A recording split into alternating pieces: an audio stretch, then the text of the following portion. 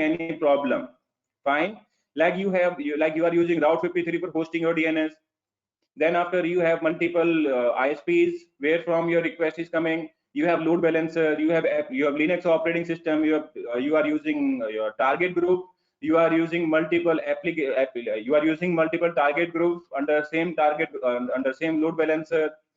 Then after you are using this particular bastion host to log into these servers, you do not have direct login to this. You are using database. What type of database you are using within your current organization? So based on your current organization structure, you have to define it. Like there is no other way to define it. Obviously, if you have experience, then it is good. If you do not have, then you can explain this picture only. If you explain this picture, then obviously there will be a couple of questions like how many servers do you have within single target group? Do you have like do you have only one auto scaling group for all target groups? So obviously you will have to say that you have different auto scaling group for different application. How do you update AMI within this? So whenever you complete deployment, you have to update AMI, maybe automatically or maybe manually. That totally depends on you, that how do you update your AMI within this auto scaling group. Then after, like IAM or ACM, you can define it here, that how do you manage access to these servers. So obviously you can define like you are using IAM, it means identity and access management. You are managing certificate using Amazon certificate manager. So you are using these things, you can define it easily. What all ports you have opened? So obviously port 22 will be opened for your bastion host, and rest of port will, like port number 80 and 443 will be open for your application server only. This is how you are going to define your current architecture, that how you are working. Moreover, you can define that you have Jenkins for doing deployments, you have Git for centralized user management, and whatever tools we have used. So obviously you will have to explain that. So I hope now I'm that particular part as well. Okay, what files need to be modified? Log rotation. So there is no such specific file which needs to be modified, because there are two specific things. Madhu, I'm telling you like what all things are there which we have to perform during log rotation. So very first thing here is like you need to take care of all the applications. For example, if there are 3 applications running on the same server, maybe Applet, maybe Tomcat, Kafka, maybe Aerospike, any application you can take example of. So every application has its own logs. Every application has its own logs, and because of those logs, please take real-time example or take our experience example, and please give exact details so that we can answer precisely and confidently. Explain the diagram is telling flow of CI/CD. Okay. So let me explain this diagram once again.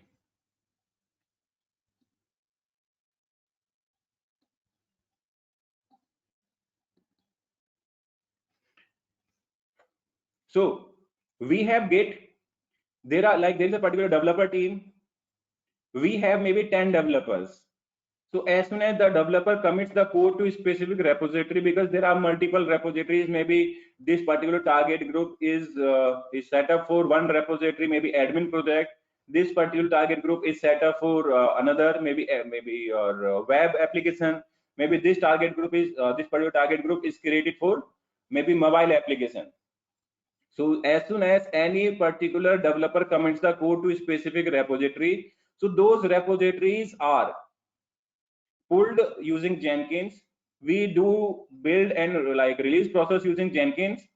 Now it totally depends on the type of files we have on Git. Maybe if they are like plain HTML files, or if they are Java files, we need to create a jar file out of it.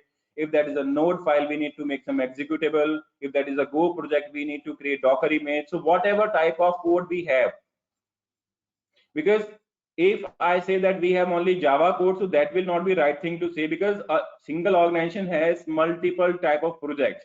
If I tell you about my project, so right now we are working with 7 different type of tools. Like we are using .NET, we are using PHP, we are using Java, Go, Node, React, and obviously Python. So we are using multiple languages. So we should not be saying that we have only single type of project. But yes, for your better understanding, you can opt maybe Java. that all the particular applications which are running, so these are running on the top of Java only. These tools are running only on Java. Fine, that is it.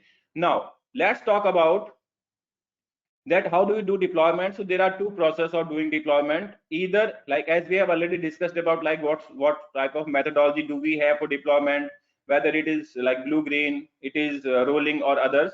So we should stick to only one, like we have blue green methodology. Blue green methodology means, first of all, you will create new servers, all the servers will be up and running, then you have this load balancer, then after you will just update the new servers in this target group.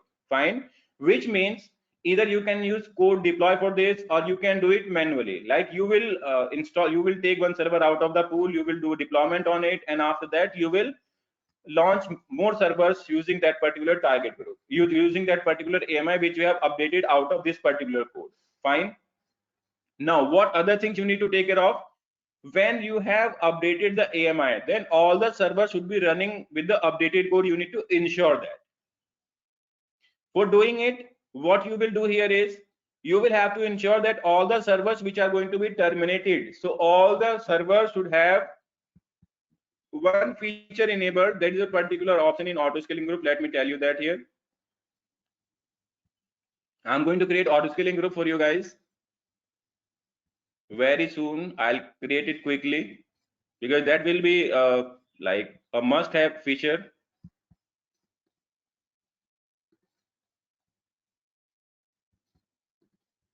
I'm not going to explain this particular thing, reason being because I'm not going to create this auto scaling group for like production users. So I'm just going to demonstrate this as a default. I'm not going to do anything here.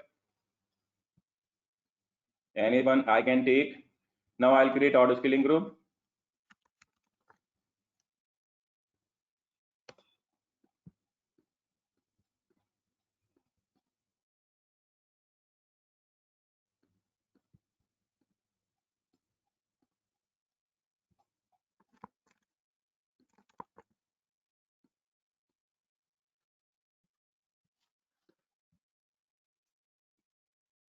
Okay. So when we are talking about that feature, that how do we ensure that only new servers will be there? So termination policy, you can like select here oldest instance. It means whenever you are going to create new instance, for example, if there are 20 servers in auto scaling group and you are going to terminate 10, so all like the servers which are oldest one, only those will be terminated out of here.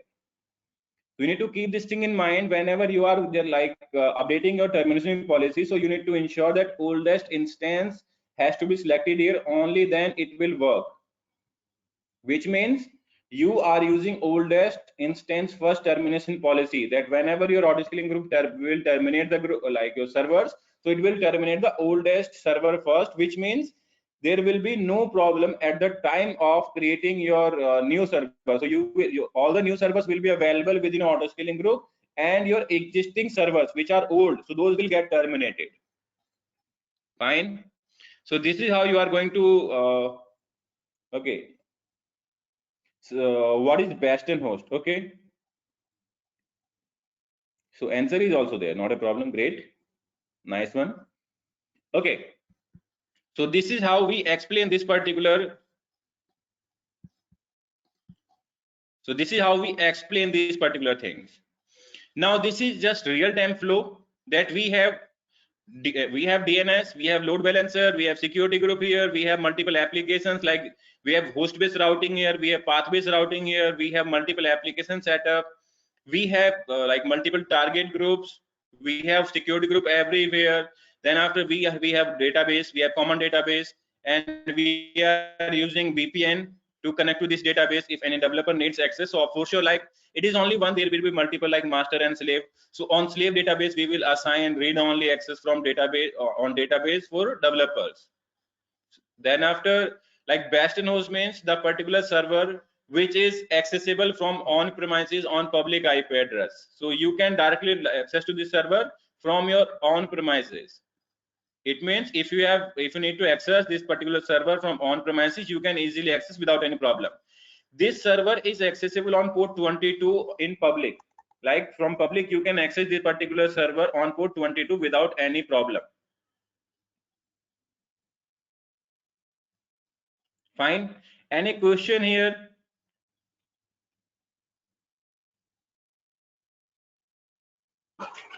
I have okay. Yes, please. Uh, in production, we have got in a one problem is there.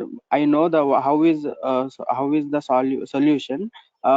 Without intimation, we can do that. There are two things, like for example, if any application is not responding properly and you know that that particular server belongs to any client, if that is your in-house server, so for sure 99% possibilities are there that DevOps team, TechOps team, AWS team or Linux teams are authorized to restart that application.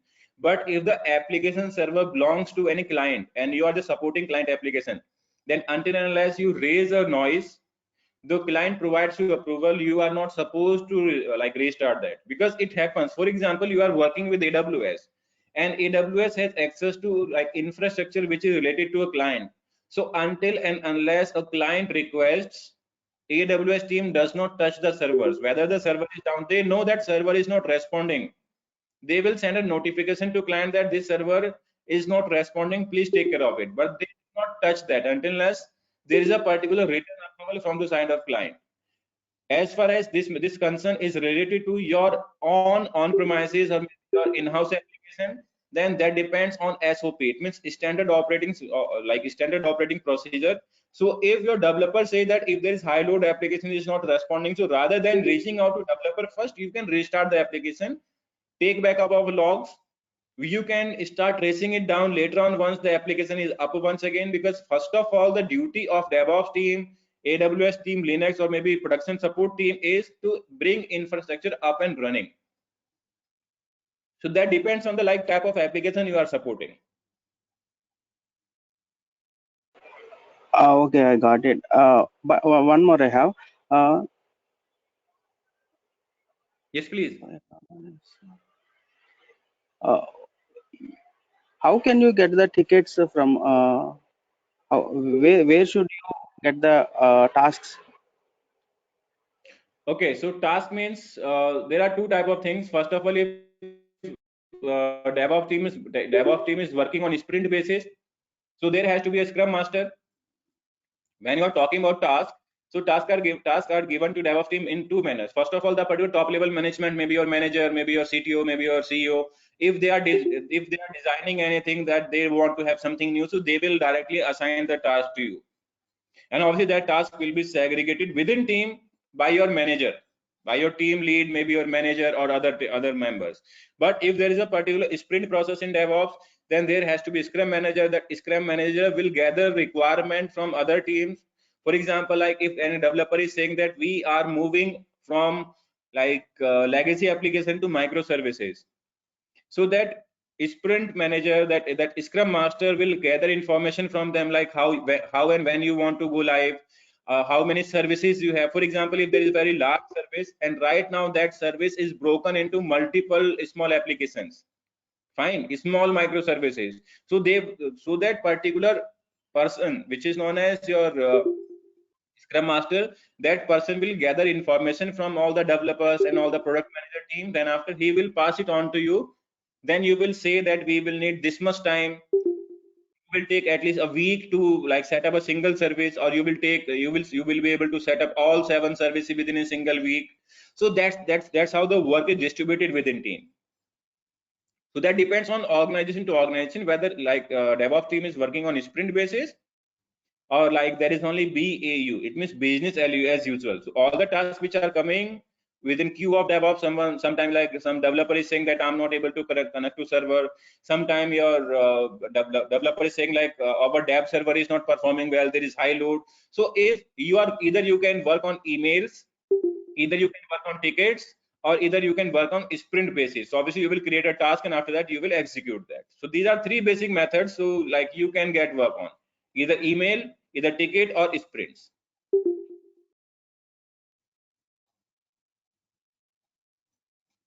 But you will Okay, have I to say, got it. but you will have to say only one, either email, sprint or like tickets. So it's not like yes, there can be one more scenario that someone can say that what if someone drops you one email and does not create a ticket, then how will you manage it?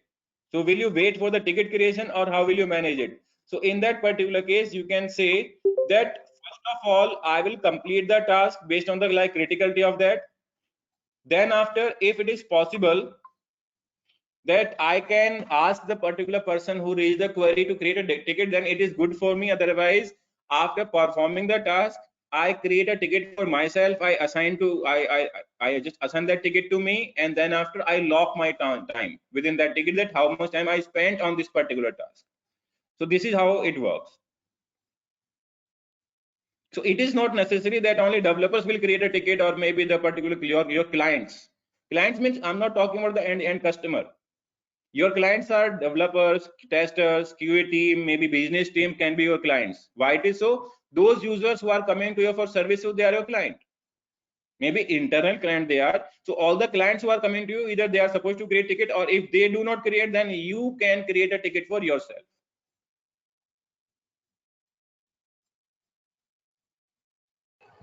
Okay, but if we are doing anything to the particular task, can we doing the documentation, and how we keep it the maintaining? Okay, so documentation is the ideal process of any team. Maybe it is developer, it is QA, it is tester, or maybe it is DevOps team, AWS team. So whosoever does whatever, so they need to document it. Reason being, if they need to provide KT to any other person, so how will they be able to provide it? Because if they have documentation, they can share it first, and after that, once a person has gone through all the tools, all that particular terminology, then it will be really easy to. But if like you are not in shift and some other person is struggling with the same sort of issue, then you should have a run book, that is known as run book. Run book means you like whatever type of issues you face on day-to-day routine, and after that, for sure you will be able to document that, and that documentation can be shared within team to troubleshoot the same issues if it occurs again. So rather than figuring out main cause every time, you can figure out the issue once, and after that you can start using the same tool, same technology, and same sort of methodology again and again, just to figure out the issues.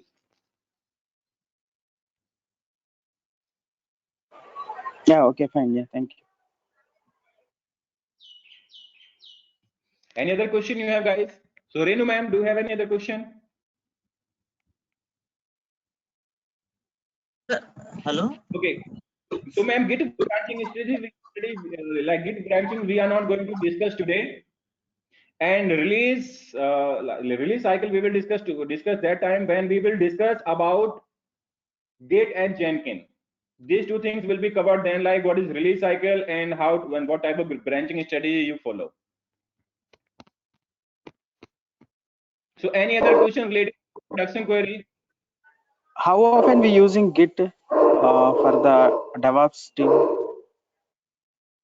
So like DevOps team is using Git very frequently. So as and when there is a new release, maybe onto SIT, it means system integration testing environment, testing environment, user acceptance test, maybe some pre-prod, beta, alpha, whatever name you call it. So every time you need to do deployment, you need to pull code from Git only. So DevOps team does not push code to Git frequently, but yes, DevOps team pulls code from there very frequently, like multiple times a day. And like the testing also will happen from Jenkins. So like if you talk about automation testing, so obviously your tester team can give you like automation test script. You will have to create a job using that automation suite, that is known as, once that is given to you. So after that, you will, like whenever you are just creating a build out of it, so maybe you can run some Selenium, you can run some SonarQube jobs here, or maybe as per the requirement you can run further jobs from here only for automation testing. So we will talk about that moment when we will discuss about Jenkins in details. After Jenkins, this build, it will go to test server or to the production server. So that totally depends. Until and unless there is a testing completed, how will you be able to put that particular into production server? Obviously, if the build is like going, if that build is not tested, first of all that will go to test application, then after SIT, then after UAT, and further it will be pushed to production environment. So directly no release can be pushed to production directly. First of all, it has to go to testing environment and then after UAT.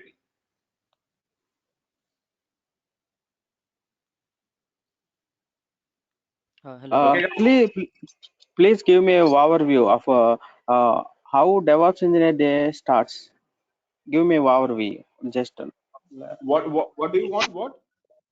how DevOps Engineer Day is starting from where? Not a problem. So when we talk about DevOps Engineer Day starting, first of all, checking all the emails. Then after, if any ticket is assigned related to maybe infrastructure provisioning, monitoring, disk space clearing, if any application which is in development that is not working, if any developer is stuck with any particular issue, so you will have to provide. If any requirement of new software installation, like configuration changes requirement, new deployment pipeline creation on Jenkins. If new developer is joining, then obviously like you will be there to provide him access on what repository, at what type of access the person needs. Fine. If there has to be a change in like deployment strategy, like first of all that was being sent to testing, but right now there is a particular change and now you want to send directly to SIT environment, so obviously you will be there. Obviously this thing will be like taking place only after approvals from respective managers, maybe from DevOps manager, maybe from development managers and your higher authorities. But yes, you will be there. Then after providing logs to developers from production application, then if new jobs are configured, new repository creation, fine, revoking access of users if someone is leaving the organization. So these are the particular basic tasks of your DevOps engineer.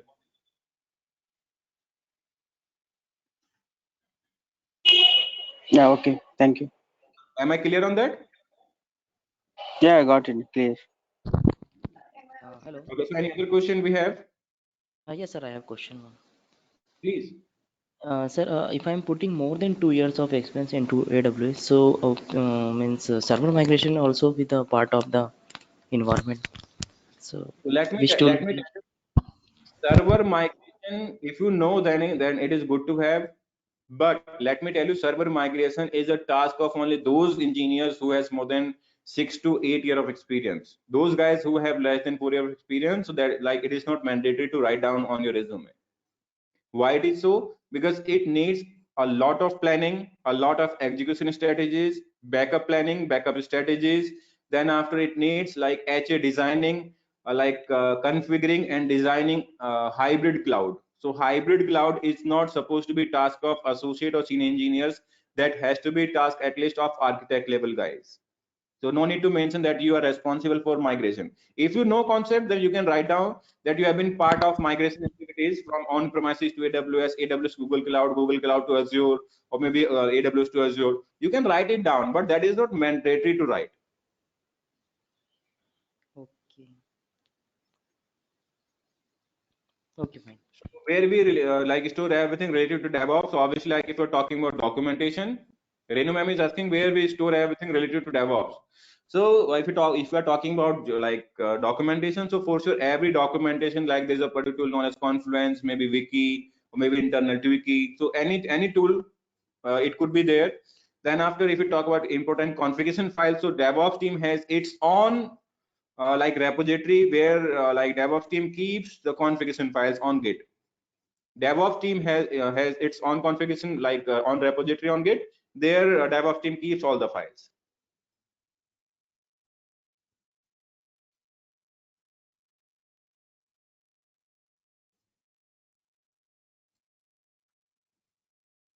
Okay. So okay, thank you everyone. I hope this has been informative today. Yeah, And one question is there. I have. yes, please.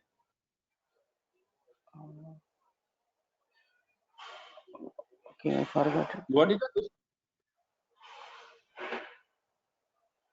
Oh, sorry, I forgot it. Okay, I'll talk in the next class. Yeah. Not a problem, not a problem, completely fine.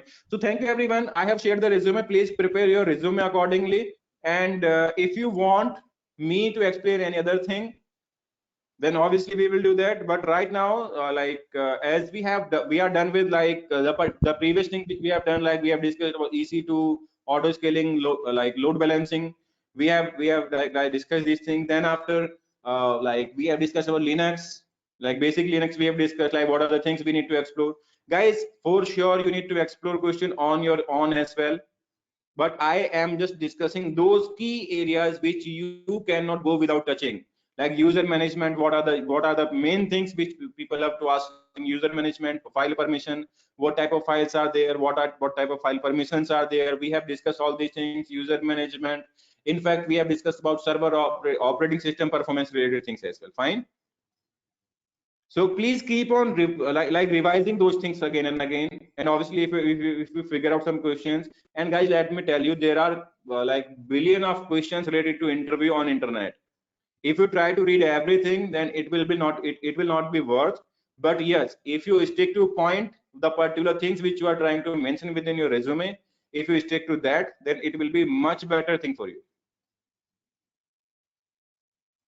So okay, everyone, thank you so very much for like your time today. And obviously, I'll share this recording maybe